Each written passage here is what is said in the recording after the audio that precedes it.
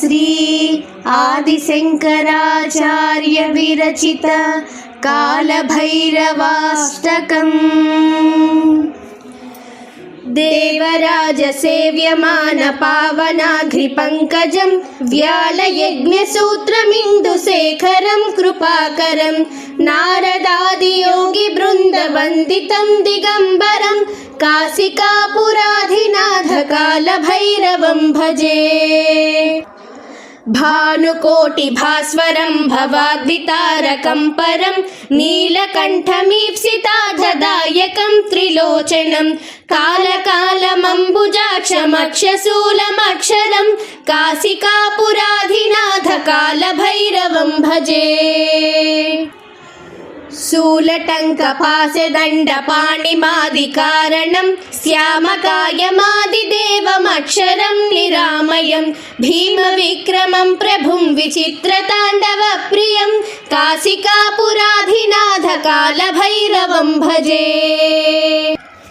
भुक्तिमुक्तिदायकं प्रशस्तचारुविग्रहं भक्तवत्सलं स्थितं समस्तलोकविग्रहं निक्वणन्मनोज्ञहेमकिङ्किणीलसत्कटिं काशिकापुराधिनाथ कालभैरवं भजे।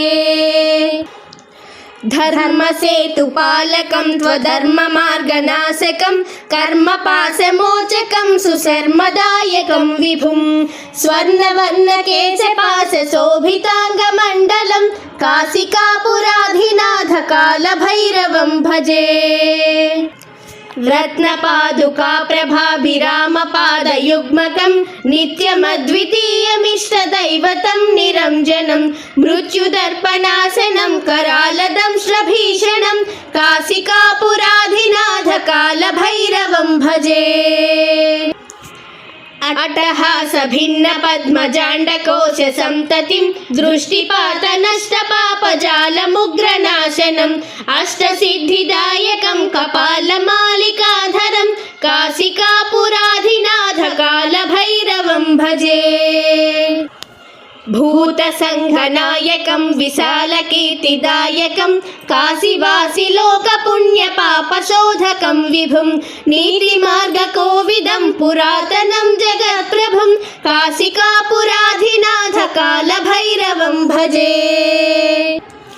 कालभैरवाष्टकं पठन्ति ये मनोहरं ज्ञानमुक्तिसाधनं विचित्रपुण्यवर्धनं शोकमोहदैन्यलोभकोपतापनाशनं ते प्रयान्ति कालभैरवाङ्घ्रिसन्निधिं ध्रुवम्। ते प्रयान्ति कालभैरवाङ्घ्रिसन्निधिं ध्रुवम्।